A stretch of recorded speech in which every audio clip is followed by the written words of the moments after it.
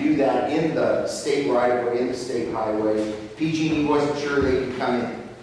At that point, with community input, the CEO's office and the department went to the board, and we got a work plan approved to look at doing an 851 request for PG&E to ask the California Public Utilities Commission if they could move into the state franchise easement.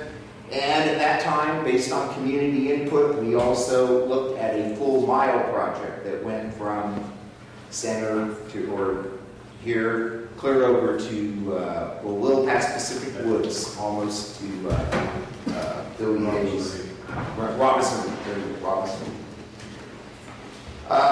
That application was made in 2006. At the same time, this board approved around $35,000 to hire a professional surveyor to produce base maps. The utility companies told us that one of the requirements that the community had to provide, responsible to provide, acceptable drawings showing community-owned facilities, sewer, water, storm drains, if applicable, and we did, I think, a very good set of base maps that showed all the utilities in the state highway, showed the existing state easements. That material, I might add, was shared with the RRM effort, so that, you know, from 2006 on, we had a consistent basis. We also shared that with the utility companies. We were like, you know, show us what you need, show us, you know, what our responsibilities are going to be here. They've had those maps the same amount of time that RRM has had them.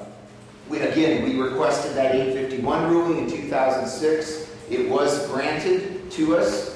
The CPUC said that the PG&E could go into franchise right-of-way in the state highway.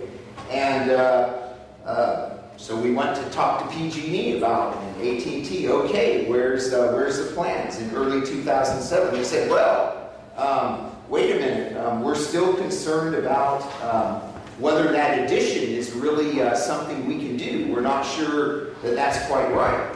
And they said, we just found out about that, which was kind of interesting because their agency had sponsored the whole mile in front of the CPUC in 2006 and 2007. At any rate, they were also still concerned about the streetscape and saying that they didn't want to conflict with that, you know, the utility companies. So in February of this year, the CPUC contacted the county and said there would be a letter talking about, you know, what they could do. That letter never came. They never really took a position. We never did get the letter. We finally did have a meeting this last August with the new CEO. I think we're trying to move forward with a program that will bring conclusion and answer Supervisor Delbar's question from a moment ago. I think that these meetings with the CPUC and utilities have gone on. The county hasn't always known where they're at. They had a meeting on the 25th of last month, and I asked to attend, and they said no, it was just for the utility companies. They've got this design. Keith wants to design. I've given them our mapping. We'd like it to all be on the same par so we know where we're at. I feel that our CEO could be here today is close to some conclusions with the utility companies and the CPUC. I don't know if you've read it, but CEO Mitchell did issue a memo, and he wanted the folks here to know that he is in contact with Brian Schumacher at CPUC, and that they do have a plan to move forward to bring the underground committee back together, and you know, I think we're going to have an answer to Supervisor Delbar's question real soon about where are we at with the undergrounding, because unfortunately the undergrounding has become linked with the streetscape. You know, even though that might not have been the desire, those two things need to move forward. I just am not sure why the utility companies can't in 2 years give us some information. I'm with you on that. I don't know why. Okay. Questions of the board? Okay. Okay. Questions of the public? Yeah, Yeah, I just wanted to ask the transportation director. My understanding was that back in 2000, the utilities had collected about $1.5 million in the undergrounding fund, but that since they haven't undergrounded anything in the interim, it's now up to $6 million. So that would partially answer Mr. Hayes' question if that's the case.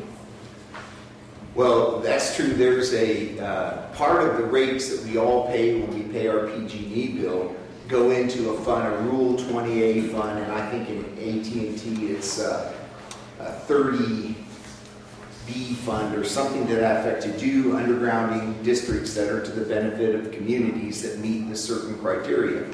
The cost of actually undergrounding the public utilities are borne by that account, and you're right, I understand it is up close to $6 million. I understand the estimate to even do the entire mile here wall would be around $3 million, so there would still be ample amount of money in the county's account. The cost to the property owners is purely that they are obligated to pay the amount for undergrounding their service onto their property that exceeds $1,500. That's my understanding.